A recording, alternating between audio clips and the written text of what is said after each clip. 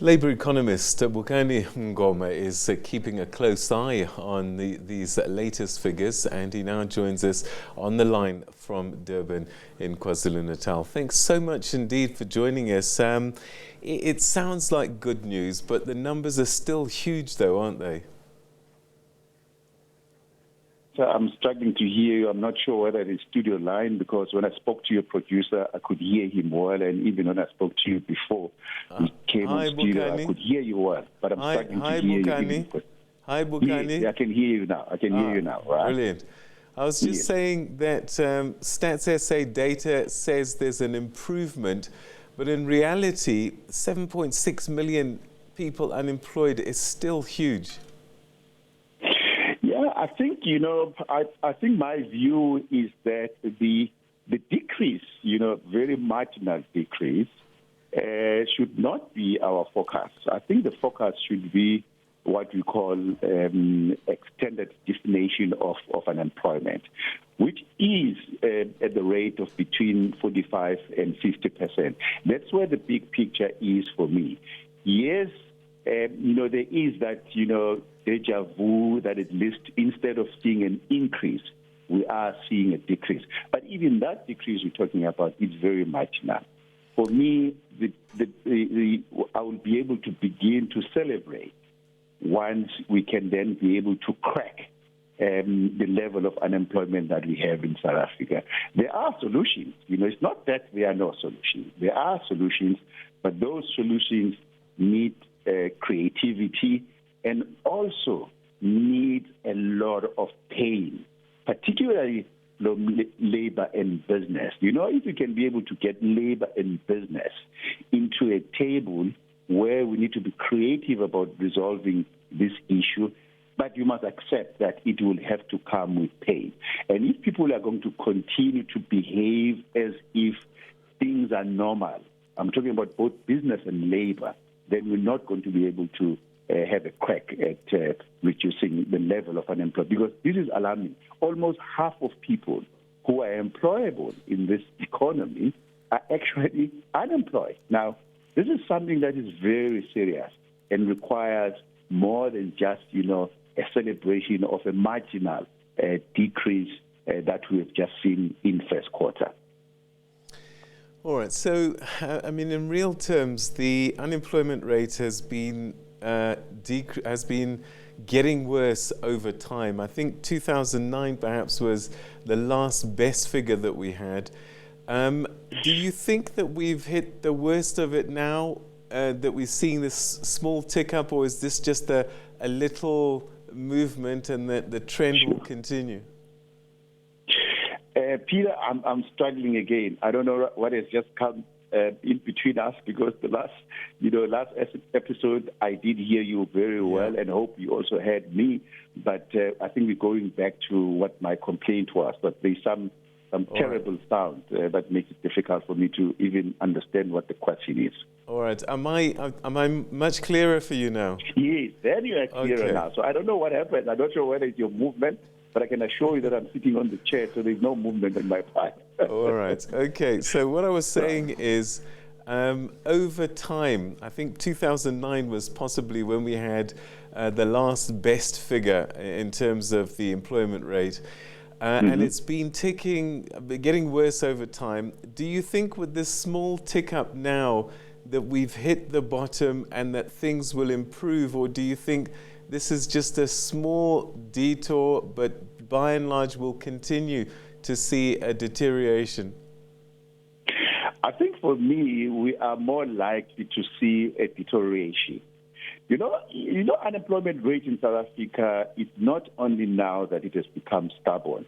Even during the period of between 1996 and 2005, where South African economy, GDP, was experiencing an average of 5%, you still had problems with unemployment. So what that tells you is that unemployment is structural. So it means that for us to be able to deal with unemployment, we need to think creatively. It goes back to what I was saying. Not that we don't have solutions. It's just that maybe we do not have a political will on the part of government in particular. Because remember, year after year of elections, the governing party actually puts job creation as at its top priority. But unfortunately, we have not seen anything happening. I think even after 2009, it was thanks to the build-up to the World Cup, where there was a lot of construction. So there was a lot of investment in construction and were employed, and then the tourism boom that came with it. But I think after that, we've experienced decline in job creation, but also investment into the economy. Whether you talk about domestic investment or foreign investment, there has been a dip. They always say if you want to see the economic activity in any country, you must go to the cities and you must see the cranes. In South Africa, we're not seeing any crane. I mean, you can go to Durban, you can go to Johannesburg, hardly any crane that you are seeing. So that's why I'm saying that if we want to get a crack at unemployment, we need creative solutions, and solutions are there. Maybe in the latter part segment of your program, I'll be able to make some suggestions which I think we could be able to look at in terms of addressing the unemployment problem in this country. I'm just trying to figure out now how we can fix this, because it's clear that the economy has to grow faster than the rate at which people are leaving school and the population is growing and coming out of university looking for jobs. And that has to happen much quicker than the economy is growing, and that doesn't seem to be happening, which means even if we stay where we are, we're actually in a worse position each year. Peter, again, I think I'm struggling to hear you. Maybe what I'll suggest I do, you just pardon me that I did not hear you, so I'm not going to be responding direct to your question. What I wanted to make a suggestion, basically in terms of one of the ways we could be able to consider. For example, this year in the budget speech, there was a windfall of 1% corporate tax reduction from 28% to 27%. Now, that reduction was not linked to job creation. It was just a corporate takeaway.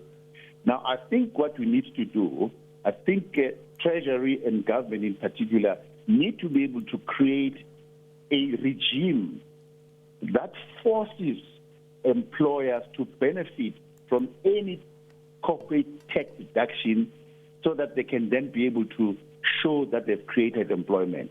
Now, if you just give people, just give corporate a 1% tax, the likelihood is that that corporate tax will find itself in dividends, because in any event, a lot of employers are not investing in this country. Obviously, there are a lot of reasons why they are not investing. For example, if you look at the security, electricity supply security in South Africa, it's not something that we can be happy about. The challenges that we have in Eskom is actually making it difficult for business. Because remember, when business make decisions, they look at medium to long-term decision making so that they can then be able to invest their money.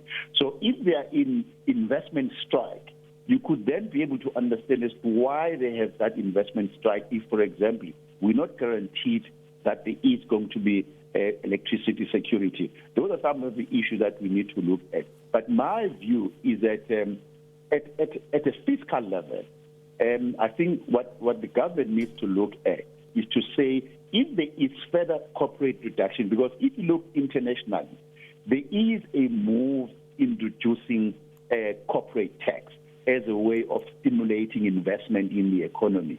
Unfortunately, that you need to be able to quantify and say, for every percentage that I reduce corporate tax by, then that must be linked to job creation in a particular organization, in a particular company. And I think once we start doing that, then maybe we will have provided some incentives for businesses to say, well, if I can be able to have up to 3% corporate tax reduction, but that is linked to me creating this number of job opportunities, then maybe I can then be able to start saying, well, maybe I can be able to enroll more people. Because that's the only way that you can be able to deal with the issue of unemployment short term.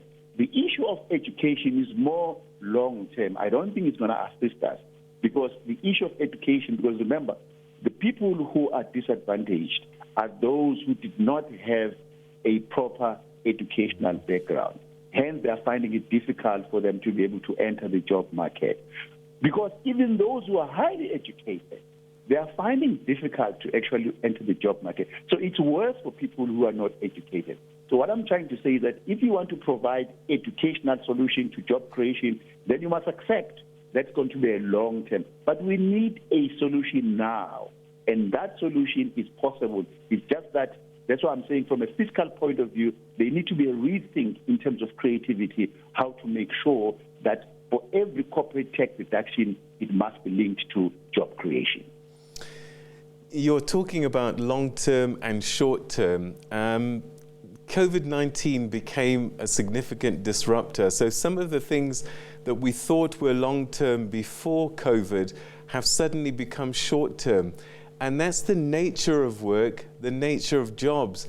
And I just wonder if we're going to move quickly enough, because it's one thing to grow the economy, but if you're not reskilling people for the jobs of the future that are happening now, you're still in the same basket. I think the issue of reskilling should be a continuous, intervention. And I just don't think that it is going. Normally reskilling people, what it does is that, one, it allows people at a lower level of the skill ranks to be able to move to higher level. But the problem is that when they leave, where they were before, it does not allow other people to move in immediately, because you still have a skills shortage. So the skills reskilling of people, yes, it's good if, for example, it is intended for their skills to adapt to the new economy. We start talking about the fourth industrial revolution. So those are the areas that we should be able to look at, but that's a reskilling part of it. But if you're going to be using reskilling for the purpose of hitting or dealing with the issue of unemployment, the problem that you will have is that people who are reskilled will then apply for better jobs. But the problem is that where they come from, the levels where they come from, no one is coming in. So you don't have this continuous supply of labor, even if it gets to a point where you have, and we've got a lot of people who are unskilled in this country, and they're finding it even more difficult to get to jobs which do not require skills. Now, once you talk about skills, it's something else. But look at people who are unskilled. Not that there are no jobs that are available for people who are unskilled, but they're even struggling to get there because businesses are saying, well, we're not sure what is happening. We look at the political environment. We look at the economic environment. So that's why I'm saying, when I started, I said, some of the solutions that we might need, I've just talked about one, they are going to be painful, particularly to labor, because the second solution, which I would like us to discuss, which I would like to discuss with you, relates directly to some of the compromises that we should expect from labor if we are able to address the level of unemployment, particularly the youth unemployment we have in this country. Bukani, we could talk in this issue for a great length of time, perhaps conversations we need to have more frequently. But for today, thanks very much indeed for your thoughts and your contribution. Thanks a lot, Dora. All right, that's Labour economist Bukani Mngoma talking to us that political will is required to do the right things to try and address this mounting unemployment rate. And despite this slight easing on the rate, it's still not a great picture.